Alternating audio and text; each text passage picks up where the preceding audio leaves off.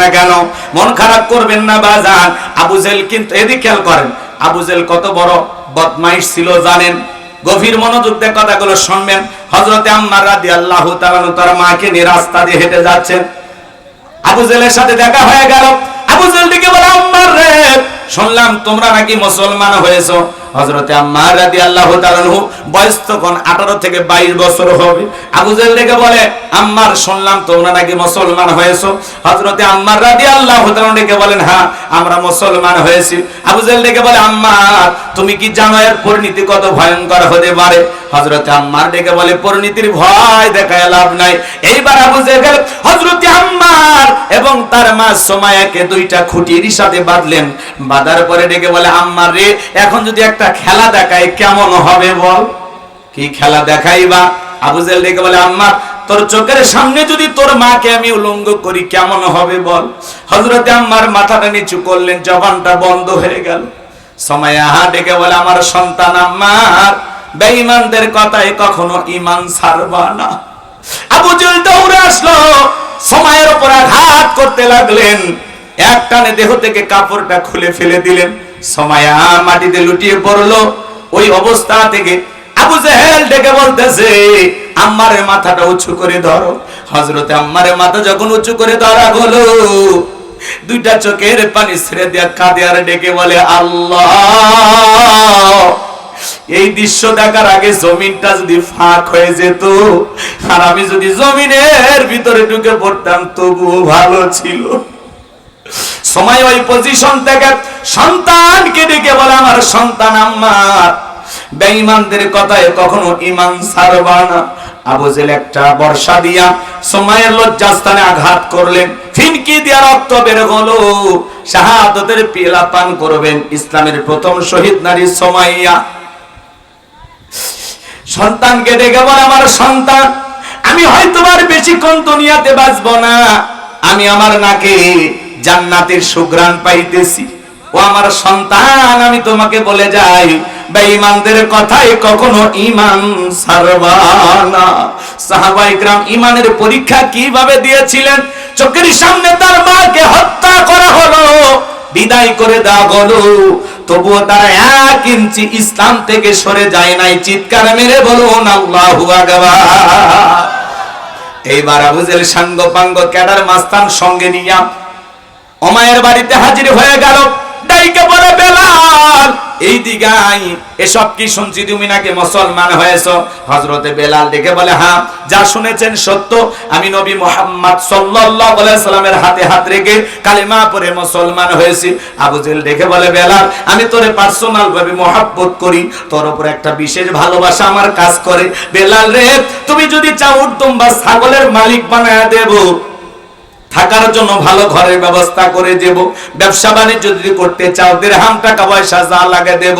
ও বেলাল, তুমি মুখ ফুটে চাইতে দেরি, তোমার চাহিদাটা পূরণ করতে আমরা দেরি করব না। হযরতে বেলাল ডেকে বলে, আবু জেহেল রে, দুনিয়ার সব সম্পদ যদি আমি বেলালকে দিতে চাও, দুনিয়ার সব সম্পদ ছাড়তে রাজি, বিশ্ব নবীর কালেমা ছাড়তে রাজি নাই। বলুন সুবহানাল্লাহ। বিলালের মতো যারা খাঁটি ইমানদার, এদেরকে টাকা দিয়ে কেনা যায় না।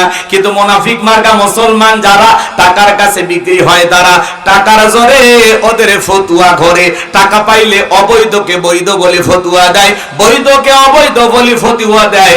টাকা পাইলে ওরা বাতিলের পা চাটা গোলাম হয়।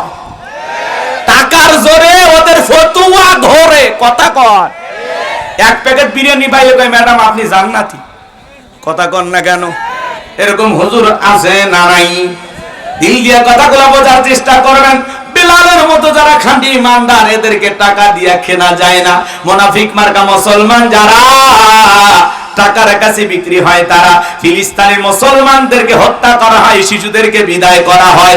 এরপরে যারা উল্টা পাল্টা ফতোয়াবাজি করে, উল্টা পাল্টা কথা বলে, ফিলিস্তিনের মাজলুম মুসলমানদের পক্ষ না নিয়ে যারা উল্টা পাল্টা মন্তব্য করে, এর যারা বিরোধিতা করে, এরা হলো টাটকা মুনাফিক। কথা বলেন ঠিক কিনা?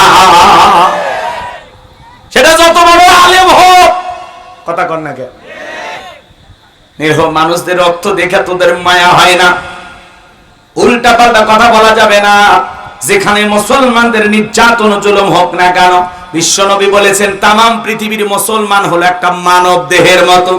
আপনার পায়ে যদি একটা কাটা ফোটে, আপনার শরীরে যে কোনো জায়গায় যে কোনো কিছু হয়ে গেলে আপনি যেমন ব্যথা পান, পৃথিবীর কোনো একটা দেশে যদি একজন মুসলমানের রক্ত ঝরে নির্যাতন জুলুম হয়, তার ব্যথায় যদি আপনি ব্যথিত না হন, আপনি পরিপূর্ণ মুসলমান হতে পারবেন না। কথা বলেন ঠিক কিনা? দিল দিয়া কথাগুলো বোঝার চেষ্টা করবেন। এইবার আবু জেহেল দেখে বলে, বেলাল রে, এত বড় লোভনীয় প্রস্তাব দিলাম, রাজি হইলা না। সোজা আঙ্গুলে ঘিউ না উঠলে আঙ্গুলে একটু বাঁকা করা লাগবে। এই কথা বলে যুবকদের লিলি দুলে চাবুক দিয়ে পিটাও। হযরতে বেলালকে চাবুক দিয়ে পিটানো শুরু হয়ে গেল। ওরা যত জোরে চাবুক মারে, বেলাল তত জোরে কালেমার জিকির করে। আল্লাহু আকবার বলে। চাবুক দিয়ে পিটাইতে পিটাইতে কালো চামড়াগুলো ফেটে রক্ত ঝরা শুরু হয়ে গেল। ইসলামের প্রথম মুয়াজ্জিম হযরতে বেলাল চাবুক দিয়ে পিটাইতে পিটাইতে কালো চামড়াগুলো ফেটে রক্ত ঝরতেছে। আবু জেহেল ডেকে বলে, বেলাল, মারতে মারতে পিঠ গুলো ফেটে রক্ত ঝরতেছে, তবুও কি নবী মুহাম্মাদের কালেমা ছাড়বি না? হযরতে বেলাল ডেকে বলে, আবু জেহেল, মারতে মারতে যদি মেরেও ফেলে দাও, জীবনটা দিতে রাজি, নবীজির কালেমা ছাড়তে রাজি নাই। বলুন সুবহানাল্লাহ। এইবার আবু জেহেল ডেকে বলে, যুবকের দল, বেলালের পায়ে রশি দিয়া বাঁধো, উটের সঙ্গে লাগাও, মরুভূমির উত্তপ্ত গরম বালিতে ছেঁচড়ায় ছেঁচড়ে ঘোরা হলো। আরবের বালিগুলো এত গরম, চাল দিলে মুড়ি হয়ে যাইতো। হযরতে বেলালের পায়ে রশি লাগায়া উটের পায়ের সঙ্গে বেঁধে ছেঁচড়াইয়া ছেঁচড়াইয়া নিয়ে ঘোরা হলো। বাবলা গাছের কাঁটাগুলো জিব্বার ভিতরে পেরেকের মতো মারা গেল। বিকেল বেলা নিয়ে এসে রেখে বলে, বেলাল, চাবুক দিয়ে পিটাইলাম, পায়ে রশি লাগায় নিয়ে ঘুরলাম রে বেলাল, তবুও কি নবী মুহাম্মাদের কালেমা ছাড়বে না? হযরতে বেলাল ডেকে বলে, আবু জেহেল রে, মারতে মারতে যদি মেরেও ফেলে দাও, বেলালের নিঃশ্বাস থাকবে যতদিন, বেলাল ইসলামের পথে টিকে থাকবে ততদিন। বলুন আল্লাহু আকবার। এইবার আবু জেহেল যুবকদের লিয়ে দিল। এ যুবকের দল, কয়েকজন মিলে বড় একটা পাথর নিয়ে এসে বেলালের বুকের উপরে চাপায়া দাও। কয়েকজন মিলে বড় একটা পাথর নিয়ে এসে হযরতে বেলালের বুকের চাপায়া দিল। আবু জেহেল মনে করলো পাথরের আঘাতে বেলাল মারা যাবে। এই কথা ভেবে কাফেররা চলে গেল। হাত বাঁধা, পা বাঁধা, বুকের উপরে বিশাল বড় পাথর, রক্তাক্ত জিহ্বা নিয়া চোখের কোনা দিয়ে পানি পড়তেছে, তবুও জিহ্বাটা নাড়ায়া হযরতে বেলাল জিকির করে। আপনাকে আমাকে জিকির করার জন্য কেউ মারে না, পেটে না, ধমক দেয় না, তবু আমরা কপাল পরে আল্লাহর জিকির করি না। হাদিস শরীফের ভিতরে আসছে, বাজান, যার জিহ্বাটা আল্লাহর জিকিরে ভিজা থাকবে, আল্লাহর জিকিরে তরু তাজা থাকবে, ওই জিহ্বাওয়ালা মানুষ কোনদিন জাহান্নামের আগুনে জ্বলবে না। বলুন সুবহানাল্লাহ। এজন্য বাজান, চলতে ফিরতে সব সময় জিকির করতে হবে কার? আযকুরুনি আযকুরুকুম ওয়াশকুরুলি ওয়ালা তাকফুরুন। তোমরা আমারে স্মরণ করো, আমি আল্লাহ তোমাদেরকে স্মরণ করব। কৃতজ্ঞতা প্রকাশ করো, অকৃতজ্ঞ হয়ো না। হাঁটতে হাঁটতে জিকির করা যায়, মাঠে কাজ করতে করতে জিকির করা যায়, রিকশা ভ্যান চালাতে চালাতে জিকির করা যায়, দোকানদারি করতে করতে জিকির করা যায়। সব সময় জবানে জিকির চালু রাখবো কার? সুবহানাল্লাহ, আলহামদুলিল্লাহ, আল্লাহু আকবার, লা ইলাহা ইল্লাল্লাহ, সুবহানাল্লাহি বিহামদিহি, সুবহানাল্লাহিল আযীম। পারবো তো ইনশাআল্লাহ। জবানে হালকা, মিজানের পাল্লায় সওয়াব অনেক বেশি। বলুন সুবহানাল্লাহ। হযরতে বেলাল রক্তাক্ত জিহ্বা নিয়ে চোখের পানি ছেড়ে দিয়ে কাঁদেন আর আল্লাহর জিকির করে ডেকে বলেন, আল্লাহ। বুকের উপরে পাথর থাকার কারণে তোমার মতো মালিকের জিকির করতে বড় কষ্ট হয়। তুমি তো সেই আল্লাহ, ইব্রাহিমের জন্য যদি নমরুদের আগুনকে ফুলের বাগান বানায় দিতে পারো, ও আল্লাহ, তুমি কি পারো না বেলালের বুকের পাথরটাকে তুলার মতো নরম বানায় দিতে? হযরতে বেলাল দোয়া করতে দেরি, আসমানের মালিক আল্লাহ দোয়া কবুল করতে দেরি করে নাই। বেলালের বুকের পাথরটাকে আমার আল্লাহ তুলার মতো নরম বানিয়ে দিয়েছেন। বলুন সুবহানাল্লাহ। হযরতে বেলালের নিঃশ্বাসের সাথে পাথর ওঠে আর নামে। বলুন সুবহানাল্লাহ। আশিক রাসূল বেলাল, নবীর পাগল বেলাল, নবীকে কতটা মহব্বত করতেন, ভালোবাসতেন জানেন? বিশ্ব নবী যখন মক্কা নগরীতে পথ চলতো। হযরত বেলাল একবার ডানে যায় আর একবার বামে যায়। নবী আমার ডেকে বলে, বেলাল বুঝি না, একবার ডানে যাও আর একবার বামে যাও, কারণটা কি? হযরতে বেলাল ডেকে বলে, নবী গো, আপনি কালেমার দাওয়াত আর ইসলামের প্রচার প্রসার করেন, ওই কাফেররা হলো আপনার শত্রু, আপনাকে টার্গেট করে যদি ওরা ডান থেকে তীর নিক্ষেপ করে, নবী গো, ওই তীরটা যেন সর্বপ্রথম আমি বেলালের বুকের ভেতরে ঢোকে। আবার মনে মনে ভাবি, গো নবী, ওরা যদি বাম থেকে তীর নিক্ষেপ করে, ওই তীরটা যেন সর্বপ্রথম আমি বেলালের বুকের ভেতরে ঢোকে।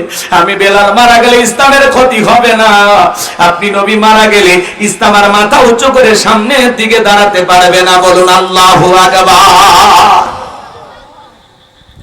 নবীকে কতটা মহাব্বত করতেন বেলাল জানেন? বলতে গেলে সারা রাত চলে যাবে, আলোচনা অনেক লম্বা হবে, সংক্ষিপ্ত করে বলে দিয়া যায়। আমি যে কথা বলতে চাচ্ছিলাম, দিল দিয়ে কথাগুলো শোনার চেষ্টা করেন।